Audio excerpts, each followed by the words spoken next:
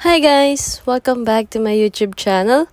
In today's video, we're gonna talk about TradingView. So, paano siya i-set up, paano mag-drawing ng trend lines, ano-ano yung mga useful na features niya, and para saan ginagamit yung iba't ibang tools sa TradingView. Basically, ang i-discuss ko lang dito is yung mga madalas kong gamitin and siguro pati yung ibang useful na features na rin ni TradingView. Okay? So, without further ado, let's get started. So, first is punta muna tayo sa tradingview.com. So, meron din namang TradingView app. Basically, mas ginagamit ko siya for charting kesa kay chart ni Binance. Kasi for me, mas kompleto yung mga necessary tools niya na pwedeng gamitin. Anyways, going back, so dito yung parang news feed. Pwede kang magbasa-basa ng mga technical analysis ng iba or minsan may mga pinopost silang news or mga learning discussions. So, pwede nyo siyang basa-basahin kung gusto ninyo. Then, dito tayo sa chart. Itong akin pala is naka-dark theme, kaya dark yung setup niya. Pag in-off mo siya, so, magiging ganito. Ayun. Diba? Ang sakit sa mata. Sobrang liwanag. Kaya, I prefer dark theme. So, you can also change the settings or appearance nitong chart. Punta ka lang dito sa taas, then sa settings. So, ito, yung color ng body ng candle. So, for the bullish candle, itong nasa left. So, pwede mong baguhin yung color niya. And then, for the bearish candle, itong nasa right. Then, itong border is for the border ng candlestick. So, ako kasi, I prefer to make it black. So, i-black natin pareho. Then, for the week, for me kasi, this is important, especially sa mga price action strategy. So, hindi ko siya tinatanggal, as is lang. Then, last price line. Technically, nung nag-i-start pa lang ako sa TradingView, in order for me to know kung para saan or ano siya, so tinitignan ko kung ano yung magbabago if I turn it off and on. Tulad nitong sa last price line. So, pag in-off ko siya, so yun, nawala yung price line. So, para dun siya. Then, previous day close line. So, eto. Technically, kaya hindi siya sa closing price ng previous candle nakatapat is because nasa 30-minute time frame tayo. So, ito yung closing price ng previous day. High and low price line. So, highest and lowest price. So, yun. Technically, ito lang yung mga ine-enable ko sa charts ko. Then, punta tayo dito sa status line. So, symbol is the name ng asset na nakashow sa current chart. So, ngayon, nakay BTC USDT tayo. Then, show open market status. Technically, 24 hours ang crypto. So, malamang, lagi lang siyang naka-green. Though, pwede rin kasi dito sa TradingView yung forex market and international stocks like Tesla. Hindi naman 24 hours yon unlike crypto. So, most probably, dun ito madalas nagagamit. For local stocks naman, bihira lang kasi ang available dito sa TradingView, which is why I use Investagram for local stock market. Anyways, OHLC value is yung open, high, low, and close. So, itong nasa taas. Bar change values, itong katabi ng OHLC. Then, buy and sell, itong nasa baba ng symbol. So, itong buy and sell button, magagamit mo siya sa paper trading. So, later on, papakita ko rin sa inyo saan makikita yung paper trading option. Then, indicator tiles is for the indicators na gamit mo. Basically, dito sa akin, volume lang ang naka-open, kaya siya lang lumalabas. Then, indicator arguments is yung settings. So, currently, nasa length of 20 yung volume settings ko dito. Then, indicator values and background. Then, dito naman tayo sa scales. Technically, scales is itong nasa right side. So, dito nyo siya tignan mostly. So, symbol, name, label. Then, symbol, last price. Symbol, previous day close. Bid and ask labels. So, technically, itong tatlo lang naman ang naka-enable for me. Itong mga may check. So, check nyo na lang din yung iba kung ano-ano siya. I'll skip with appearance. So, background is yung kulay ng background. So, for me, gusto ko itong gradient. So, para two-tone color yung background. So, gray and black. Diba? Ang ganda nila tignan. Anyways, vertical grid lines is itong lines na nakatayo. So, I prefer to off this one. Same with horizontal grid lines, which is itong nakahigang lines naman. Then, session breaks. So, ayan. Then, scales text, yung laki ng font dito sa scale sa right. Then, scales line, yung color and kapal ng line dito sa scale. Tapos, crosshair. So, ito yung crosshair. Itong gumagalaw, yan siya. Then, watermark, if gusto mo makita dito sa background yung symbol na tinitrade mo. So, for me, ino-off ko na lang siya kasi nandun naman siya sa upper left side. And mas gusto ko kasi nakikita yung clear na chart. Then, the rest, as is na siya. Tulad nitong sa trading, as is na yan. Wala na akong ginalaw dyan. Pati dito sa events. So, tapos na tayo sa settings. Dito naman muna tayo sa right side. So, ito yung mga features naman ni TradingView. Watch list. So, dito you can put yung mga crypto or stocks na binabantayan mo. So, dito, si BTC, Ethereum, yan, pwede kayo mag-add. So, click nyo lang tong plus button. Then, type nyo yung gusto nyong i-add, tapos lalabas na siya dyan. Kung gusto nyo tanggalin, click nyo lang tong X sa right side. Then, dito sa baba, mga details about sa chart na naka-open dito. So, dahil na kay BTC tayo, details din ni BTC yung naka-show dito. Then, performance ni Bitcoin. Then, dito naman sa more technicals. Let's say, di ka makapag-decide or wala kang trend bias kay Bitcoin sa isang certain time frame. Let's say, 4 hours. So, ayan. Pwede mo i-check dito to add confirmation. Again, to add confirmation lang. Do not trade it blindly dahil lang sinabi dito na buy. So, mag-long position ka na agad. Hindi po ganun yun. Okay? If you fail to prepare for a trade, be prepared to fail. Okay? Then, dito, alerts. So, pwede kang mag-set ng alerts. Let's say, gusto mo mag-notify if ma-reach ni Bitcoin yung 53,000 na price. So, set mo siya dito. Then, magda-notif na siya once ma-reach yung price na yon.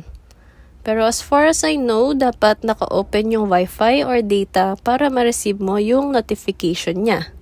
Then, dito naman sa headlines, so mga current news about sa kung anong asset din yung naka-open sa chart mo. So, dahil na kay Bitcoin nga tayo, sa mga headlines about Bitcoin din yung nandito. Then, data window, mga data about Bitcoin like open high, low, close for the day. Ganun. Then, the rest, hindi naman na siya ganun ka-useful ata for crypto-related market. More on forex or international stocks na kasi siya. So, punta tayo dito sa taas na lang. So, yun nga, sabi natin kanina, ito yung symbol. So, let's say gusto mo lumipat ng chart. Let's say, kay Axie naman tayo. So, AXS USDT. Then, dito sa right side niya, piliin nyo yung exchange na pinagtitradean nyo para exact yung price if you want to trade the market. Minsan kasi, hindi sabay yung price. Let's say, AXS USDT ni Binance. So, yung price niya is 76.24. Then, pag nilipat natin siya kay Huobi, ang price naman niya is 76.42 na. So, yun. Better to choose yung exchange na gamit nyo for more accurate price. Then, dito sa time frame, pwede mong gawing favorite yung mga time frame na madalas mong ginagamit. So, kumbaga, mag-create siya ng shortcut. So, click mo lang tong star, then lalabas na siya sa shortcut. Kung tatanggalin mo, ganun lang ulit. Then, chart types. So, kung gusto mo ng Heiken Ashi, click mo lang, ganun. So, yan, nalabas na siya. Then, balik muna natin sa candles. Then, compare. Technically, pag compare mo yung dalawang asset. So, let's say ngayon na kay AXS tayo, i-compare natin siya kay SLP. So, SLP, USDT, Binance, then new panel. So, para naka-separate siya. So, baguhin lang natin yung settings niya para mas madali nyong makita pareho. So, there. The next is indicators. So, dito, tatype mo lang yung gusto mong gamiting indicator. Let's say, MACD. So, yan, lalabas na siya. Then, kung gusto mong baguhin ang settings niya, click mo lang yung name, then punta ka sa settings. So, pwede mo na siya baguhin dito. Then, financials, di ko na masyado pinapansin to kasi parang more on accounting thingy na siya. So, math, ayaw natin nun, di ba? Then, ayan. So, skip na tayo sa templates. So, dito naman, pwede mo kasi mag-save ng indicator setup. So, let's say may nakabuild ka ng setup. I-load mo na lang siya dito para sa tuwing gagamit ka ng TradingView, automatic lalabas na yung mga gamit mong indicators. Alerts, same lang din naman kanina. Kumbaga shortcut lang. Then, itong bar replay kasi is available lang siya sa mga subscriptions. So, meron siyang bayad. Currently, naka-pro account kasi ako. So, papakita ko na lang siya sa inyo kung paano ginagawa. Technically, replay button siya for backtesting strategies. So, let's say dito, pwede mo siya i-replay bago pa lumabas itong outcome niya na tumaas yung price. So, pwede mo pag-aralan yung before scenario, kung anong naging structure niya before nag-pump yung price, ganun. Then, dito naman, multi-screen. As far as I know, pang subscription lang din siya. So, eto siya. Currently, dahil naka-iPad lang gamit ko, sumalit lang yung screen, ang pwede lang is 2 or 2 screens. Pero if mga computer, pwede siya ng 4 screens and more. So, ganito yung itsura niya pag 2 screens. Next, dito naman is for chart layout. So, kung kanina indicators, dito naman is yung chart layout ang sinisave. Yung mga chart settings mo na kinostomize, so pwede mo siya i-save. Then, ito yung settings kanina. Tapos, ito naman, kumbaga parang print screen. If gusto mo i-share yung technical analysis mo, ganon. Then, publish, pwede mo siya i-post. So, parang yung sa newsfeed kanina sa umpisa. So, dun siya mapupunta once na i-publish mo. Then, next, dito naman tayo sa left side. So, punta tayo sa mga tools.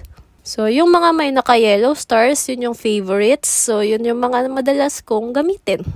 So, pag naka-favorites kasi siya, meron siyang shortcut dito. So, sobrang dami kasi nitong tools. So, i-explain ko na lang is yung mga commonly used tools na ginagamit ko. So, dito muna tayo sa lines. So, itong trend line yung ginagamit to connect 2 or more points of value. Then, arrow to draw a regular arrow. Then, horizontal line for support and resistance. Then, parallel channel. If you're familiar, merong chart pattern na parallel channel. So, pwede mo siyang gamitin sa kanya. Pwede rin namang trend lines. Yun nga lang kasi, pag trend lines, 2 line pa yung idodrawing mo. Unlike dito na isahan lang. So, draw mo lang yung first line. Then, drag mo lang siya up or down para lumabas yung second line niya. Then, dito naman, ang ginagamit ko lang is Fib retracement and Fibonacci extension. So, merong difference yung dalawang yan. Fib retracement, mini-measure niya is yung pullbacks within a trend. So, parang ganito. Lalakihan ko na lang para mas makita nyo ng clear yung chart. So, dito, sa 0.5 siya nag-bounce back. While Fib extension, ang mini-measure niya is yung pag-bounce back ng price after a retracement. So, this example, dito siya sa 1.382 nag-bounce. Okay? Then, next is dito naman. So, brush. ginagamit ko lang siya madalas pang drawing sa mga tutorial videos, ganun. Then, rectangle is for drawing support and resistance. But instead of lines, it acts as a zone or area of value. Then, itong path is a continuous arrows lang naman siya. Ginagamit ko din for tutorial videos and technical analysis na ina-upload ko sa Discord. Tapos, itong curve, pwede siya pang drawing sa mga double bottom, triple bottom, double top patterns, etc. Then, triangle, ayan, pang drawing ng triangle. Tapos, arc is usually for cup and handle patterns, mga ganon. Then, dito, text lang mostly yung ginagamit ko. So, yan, mag-i-input ng text. Then, dito naman, mga patterns, like head and shoulders pattern, ganon. So, let's say dito, so left shoulder, yung head, and then, right shoulder. Then, sa mga nag-Elliott waves dyan, meron din. So, for impulse waves, wave count 1, 2, 3, 4, 5. And then, correction waves, A, B, C. So, yan. Nandyan din siya. Then, long and short position. So, long is for uptrend and short is used for downtrend. So, dito, pwede mo baguhin yung settings. It can also act as your PNL calculator. So, i-input mo dito yung account size mo in USDT and then lot size. What is lot size? So, in-explain ko siya sa Facts About Trading video. So, if you haven't watched it yet, you may watch that on the upper right side of the screen. Going back, let's say yung gusto mo lang i-risk is total account size mo is 2%. Then, dito i-input mo yung entry price. Then, take profit level. And then, stop loss. So, once na mabago mo na yung settings na yan, mag-change din itong nasa tool. So, dito mo na makikita yung total risk-reward ratio mo. Now, you can also change your take profit and stop loss level dito. So, the-drag up and down mo lang siya like this. Then, next is date range. So, let's say from this point up to this point, so meron siyang 59 bars which is equivalent to 9 days and 20 hours dahil nasa 4-hour time frame tayo. Then, for the price range naman, so from this point to this point, ito yung total amount difference and this is the percent price increase. Then, date and price range, combination lang nung dalawa. Unti na lang. Then, lastly, dito sa baba, screener for filtering out assets. So, let's say gusto mo maghanap ng coins na nasa overbought and oversold condition. So, punta ka dito sa crypto screener, then filter, then technicals, then search mo yung relative strength index or RSI. Tapos, input mo yung data. So, outside 75 and 25 means that nasa labas ng range ng 75 to 25. Therefore, either oversold or overbought condition na yung mga coins na lalabas dito. Then, trading panel. Dito mo makikita yung paper trading na sinasabi natin. So, click connect. Then, yan. Pwede ka na mag-start ng paper trading using this virtual account balance na 100,000. So, I think I've covered most of it. Mga important facts and tools. So, that's all for this video. I hope that naintindihan nyo and nakatulong siya sa inyo to further understand kung paano gamitin itong mga nasa TradingView. If yes, kindly hit the like button, subscribe, comment down below, and I'll see you on the next one.